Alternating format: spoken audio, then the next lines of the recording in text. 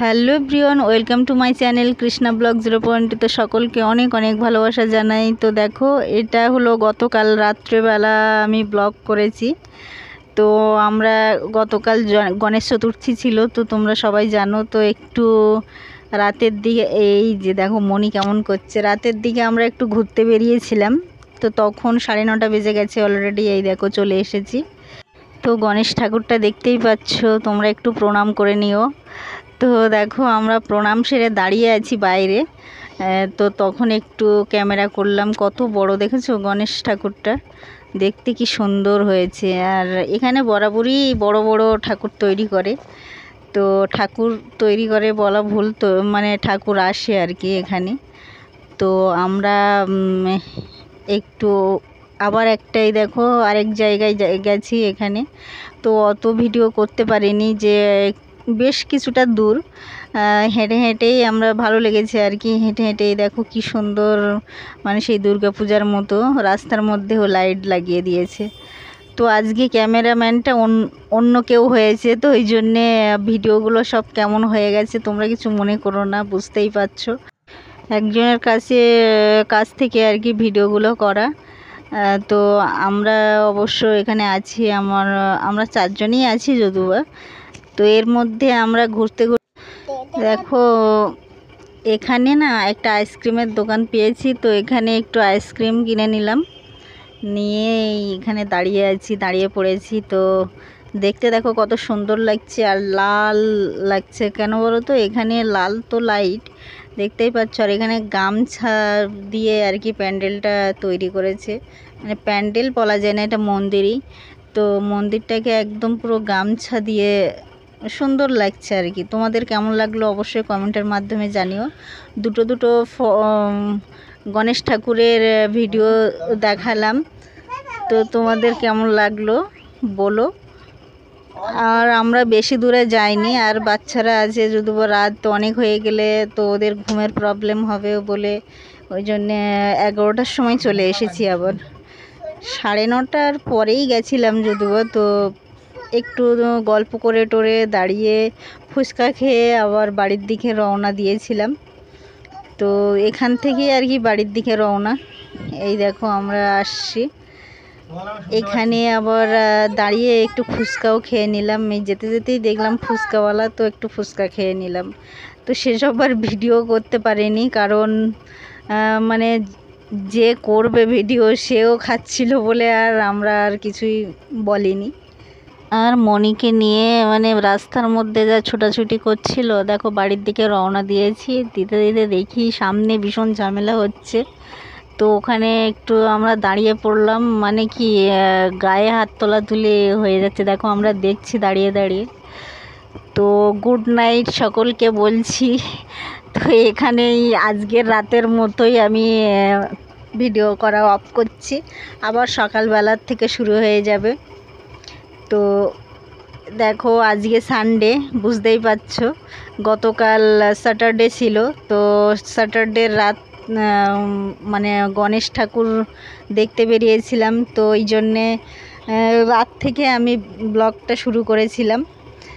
তো তারপরে তো ঘুমিয়েছি এসে, আর আজকে সানডে যেহেতু, তো অনেকক্ষণ একটু ঘুমিয়েছি।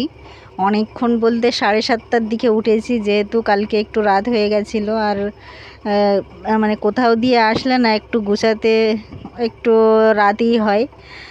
তো 7:30টার দিকে উঠে সকালে সব কাজ করে দেখো আমি জলখাবার বানাচ্ছি আজকে ত্রিকোণ পরোটা আর সাদা আলুর তরকারি, বুঝতেই পারছো। তো ওটাই আমরা ভীষণ ভালো লাগে, একটু পেঁয়াজ দিই অল্প করে, দিয়ে ওটা তৈরি করি। তো মনি উঠে গেছে, তো মনিকে এবার ব্রাশ করাবো। বাবুও উঠে গেছে অবশ্য তার আগেই। তো সব ব্রাশ করে খাওয়া দাওয়া করে রেডি হয়ে যাবে, পড়তে বসবে। আর বিশেষ কিছু আজকে কাজ করব না, খাওয়া দাওয়া তেমন কিছু আজকে মানে রান্নার অ্যারেঞ্জমেন্ট নেই। তো আজকে এই দেখো, মানে মনির সঙ্গে একটু কথা বলতে বলতেই দেখো পরোটাটা পুড়ে গেল আমার। আর কি বলবো, ওই পোড়া পরোটাই আমাকে খেতে হবে। তো মনি এর মধ্যে ঘুম থেকে উঠেছে, ও প্রায় 9:30 9:30টার দিকেই উঠেছে। তো উঠে ওর পেছনেই অনেকটা টাইম আমার চলে যায়। দেখো মানে এইগুলো করতে করতে না, এই পরোটা টরাটা করতে করতে ওর পেছনে একটু কি বলবো বলেই যাচ্ছি যে মনি ব্রাশ করো, মনি ব্রাশ করো। তো ঘুম থেকে উঠে একটু এই আটা নিয়ে খেলতে বসে গেছে আর কি। খেলছে অলরেডি, ও আটা নিয়েই খেলছে। তো আটা যখনই মাখানো হয় না, ও সেটা নিয়েই খেলতে থাকে। আর এদিকে দেখো আমার আস্তে আস্তে তৈরি করাও শেষ হয়ে যাচ্ছে। আর জানো তো দুপুরবেলা আজকে রান্না ডাল ভাতই করবো, ডাল আর বিট আলু ভাজা। তো আজকে জানি না সকালবেলার থেকে না আমার আমি সিজারিয়ান, তো সিজারিয়ান মা তো বুঝতেই পারছো, আর যারা সিজারিয়ান মা তো তারা অবশ্যই জানো। আর আমার জানি না সকাল থেকে আজকে একটু পেটটা ব্যথা করছে, কেন বুঝতে পারছি না। তো কষ্ট হচ্ছে একটু, ওই জন্যে কাজ টাজ করতে একটু ভালো লাগছে না আর কি। তো এই জন্যে সকালের খাবার তৈরি করে খেয়ে ডাল ভাত করেই আমি আর কিছুই করতে ভালো লাগছে না জানো তো। ডাল ভাতও আমি রেডি করে রেখেছি, বসিয়ে দেব। তো খাবারটা শেষ না করা পর্যন্ত আমি ওগুলো করতেই পারছি না। তো এই জন্যেই ভিডিওটা বেশি বাড়াবো না। দেখো বাবুকে দিয়ে দিচ্ছে, আর মনি একটাই খাবে পরাটা, তো ওরটা একটু কেটে কেটে দিচ্ছি। ছোট ছোট করে টুকরো করলে না ওর খেতে সুবিধা হয়, তো ও কাটতে পারে না। ওই জন্য আমাকে বলছে মা তুমি একটু কেটে দাও। তো এই দেখো এটাই আমি খাবো, এই পরাটা। তো পোড়া রুটিটাই আমি খাবো বলে আমি বলছি যে তুই রাখ তোর জায়গায়, আমি খেয়ে নেব। তো এই দেখো ডাল ভাত আমি অলরেডি বসিয়ে দিয়েছি। তো আজকে বিশেষ আর কিছু করব না, সানডে যদিও তো একটু মনে করেছিলাম যে একটু চিকেন আনাবো, তো আর ভালো লাগলো না জানো তো। দাঁড়িয়ে দাঁড়িয়ে তো একদমই মানে নিচু হতে পারছি না, এত ব্যথা করছে। তো ওই জন্যে বললাম যে থাক ডাল ভাতই খেয়ে নিই আজকে। আর মনি তো ভীষণ ভালোবাসে ও ডাল ভাত খেতে, ডাল আর আলু ভাজা ভীষণ ভালোবাসে, কিছুই চায় না। আর ডাল আলু ভাজা হলে আর কি। তো দেখো আমি ভাত অলরেডি এদিকে হয়ে গেছে প্রায়, আর ভাজাটা করে নেব তাড়াতাড়ি নিয়ে। আর বিশেষ কিছু করব না, করতেও ভালো লাগছে না। তো মনিকে আবার কিছু হোমওয়ার্ক করানোর আছে, ওই জন্যে আমি ওর পেছনেই একটু টাইম দেব। শুয়ে শুয়ে ও আমার কাছে, আমি শুয়ে থাকবো আর ও লিখবে জানো তো।